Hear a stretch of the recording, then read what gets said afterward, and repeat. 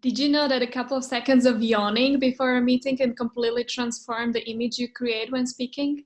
Tune into this second episode out of a series of interviews with Inês Moura, my vocal coach. In the first one, she was sharing what is vocal coaching. In this one, we go deeper into the exercises which can transform your voice.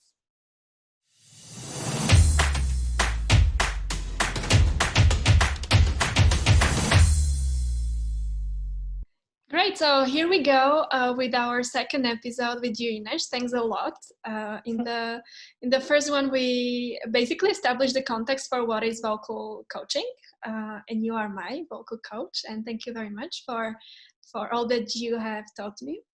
And so in this episode, we would like to dig a little bit deeper into concrete examples and what are the main mistakes or requirements that your clients come to you with, so that people who are listening to us can actually have a more concrete idea about how you can support them and what vocal coaching is about, because we normally associate it only with singing or people who are really earning their money with their voice, which effectively all of us are, right? So it's important exactly to be aware of the fact that voice is one of our work tools. So to start with, which are the main requests that people are typically unhappy with, and or what are the typical mistakes that as population, as unaware people, we typically do when we're using our voice and not breathing properly or not warming up properly, or what is it that we are not taught because nobody is taught how to use their voice, right?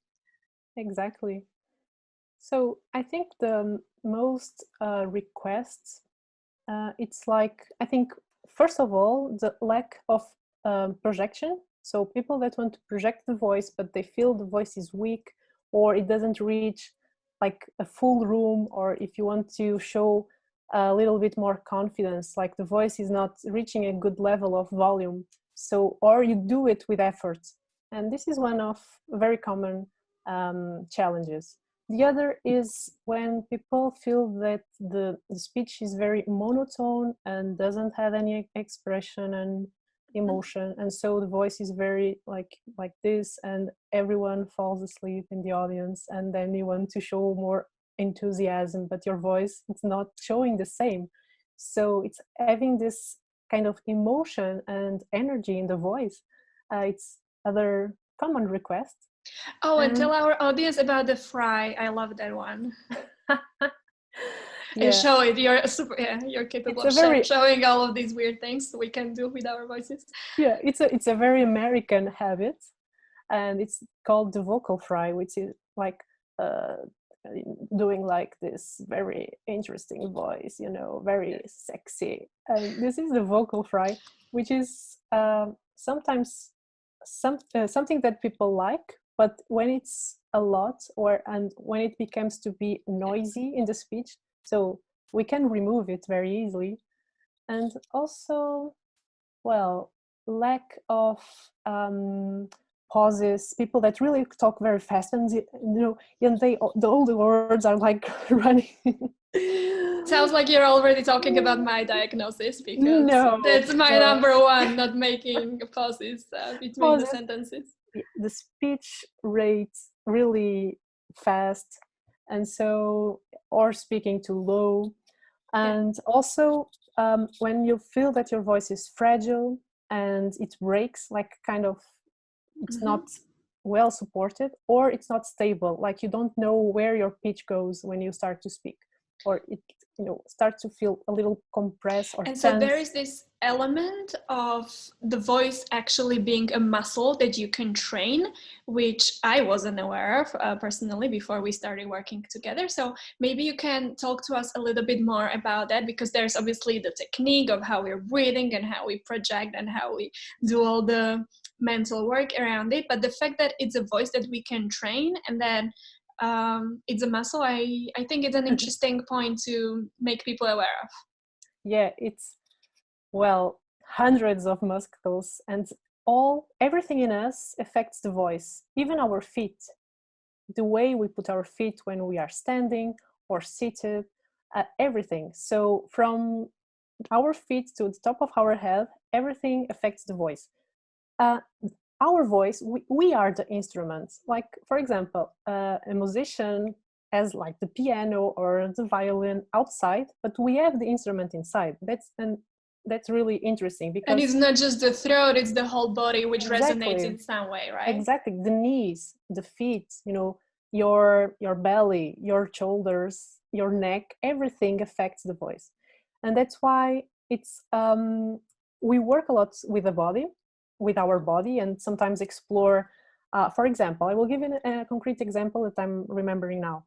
A client that really was making presentations and running out of air, and voice was very unstable. And she discovered that the way she was walking really, around the stage, and never with the stability. So she was like taking steps in front and back and to the sides, and she was never really stable.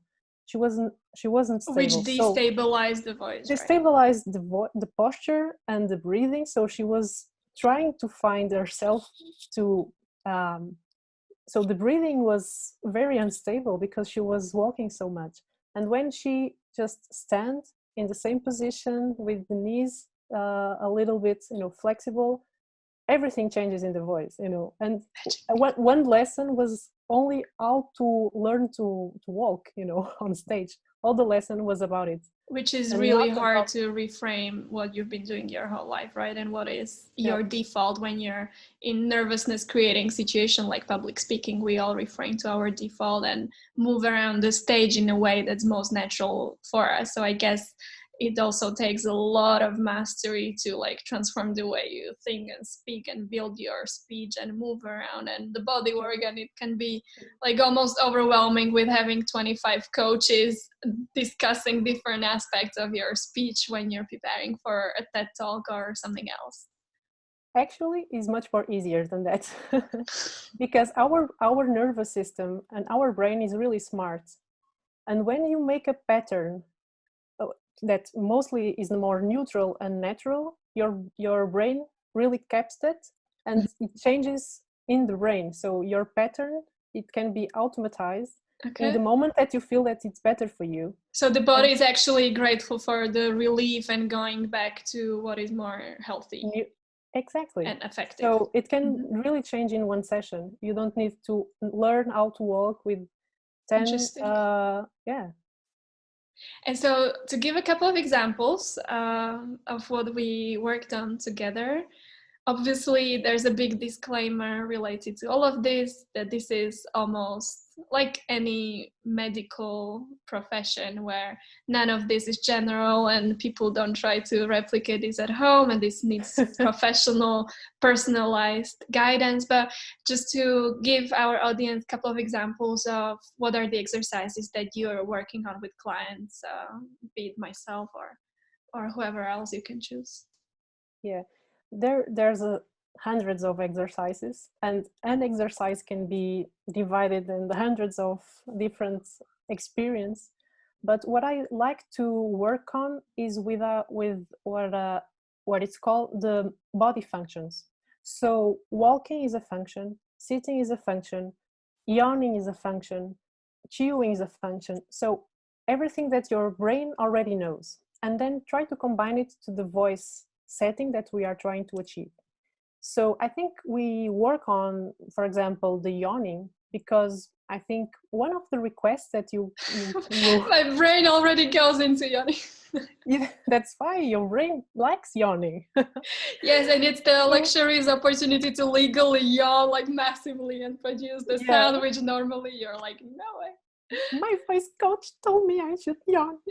In public spaces. No, it's before going to public, before in private. But yeah, for example, the yawn is a really good example because it's quite simple. Everyone can do it, and it's really safe. And then the voice you produce afterwards is what equalizes the muscles, right? That's the objective. It's a very good to bring our voice setup to a neutral position. Like, for example, when you yawn, and if you are here at home or listening to us, if you yawn, you can feel for example, something moves in the larynx, something goes a little bit down or maybe up, or you can feel much more space in the throat. And yeah, the voice likes space, and all the muscles be a little bit more relaxed, for example. So that's why yawning, you are creating space, you are relaxing some muscles, and it's so easy to do. So yeah, you can yawn before a phone call, before a video conference, or even before a presentation, and don't feel ashamed about it. It's really good for the voice.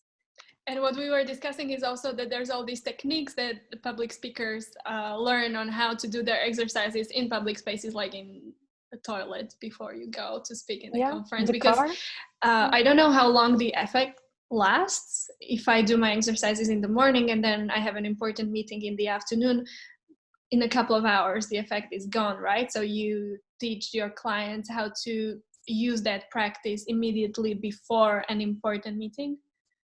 We have like two steps. One is when you are working in your voice and you do it, like for example, I like to give my sessions in 15 days.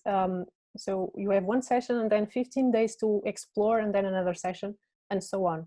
That's why in this middle time, you try the exercises, and and your body will automatize the mechanism. So you don't really have to do the exercises for all your life. You just have to do it like that weeks, like 4 weeks or 2 weeks, and then it becomes the new natural.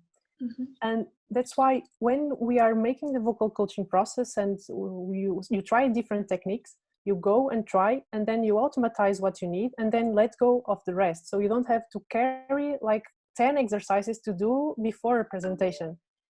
So in this process of self-discovery, the exercises you do and discover what you like or you don't like, and it's okay if you don't like any exercise. But then before a presentation or a meeting, you just have to make 1 or 2 just to remember your body about everything that you learn. So, and of course you can do it. I have a client who was a TV reporter, presenter, and he and he made like 12 sessions. I don't know, I don't remember. But before he goes live, he just make like this kind of articulation to the words, because he knows that is important, and it's the only exercise that he does before going to to the stage. So you don't need really to do all the exercises that you made on the sessions to reach. That's true, that we were also doing a whole series of things, and then over time I learned which ones I liked and which ones work for me, also in terms of my daily routine and where I move, how I move, in what kind of context I'm operating. So I also made my choices around which ones, which exercises I'm capable of doing in an everyday kind of context. Totally true. That's the goal. Excellent. So thank you very much. For the audience who's interested to work on vocal coaching, they know where to find us. So thanks a lot for your support, and many happy sessions. Thank you, and take care of your voice.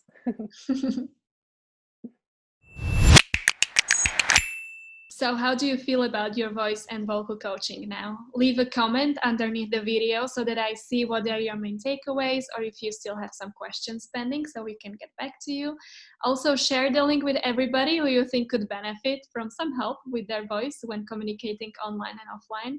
And last but not least, click on the subscribe button so that you're informed about future episodes coming up with people influencing the future of leadership in European Union. Bye!